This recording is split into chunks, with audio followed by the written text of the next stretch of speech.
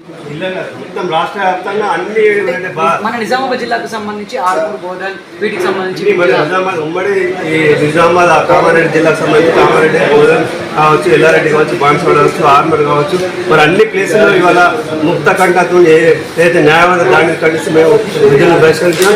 ఏదే కార్యాచరణ మరి రాష్ట్ర ప్రభుత్వం స్పందించే రాబోయే రోజుల్లో మరింత ఉద్యోగం చేసి ప్రభుత్వం వసూలు చేసి మెడలని చెప్పి ప్రత్యేక రక్షణ చట్టం తీసుకొని తీవ్రంగా ప్రయత్నిస్తుందని చెప్పి ఈ రాష్ట్ర ప్రభుత్వాన్ని ఈ మీడియా ముఖంగా మేము హెచ్చరిస్తున్నాం. చర్యలు తీసుకోవాలని చెప్పి కోరుతా ఉన్నాం. అంటే ప్రభుత్వానికి రక్షణ చట్టాలపై అవగాహన కల్పించాల్సిన అడ్వకేట్లపై దాడులు జరుగుతుంది. ఈ మాఫియా కావచ్చు, ఇసుక మాఫియా కావచ్చు, మొరం మాఫియా కావచ్చు, అలాగే ల్యాండెడ్ ఇటీవల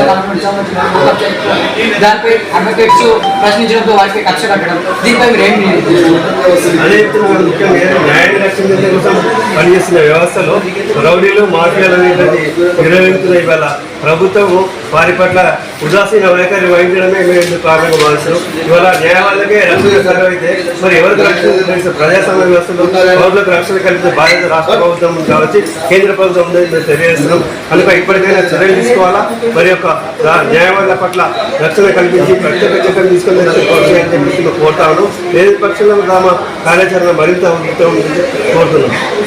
ఇది ఓవరాల్గా నిజామాబాద్ జిల్లాలో న్యాయవాదులకు రక్షణ చట్టాన్ని ఏర్పాటు చేయాలని చెప్పేసి చెప్తున్నారు. ఓపీ స్టూడియో నిజామాబాద్ నుంచి బసవరాజ్తో కెమెరామెన్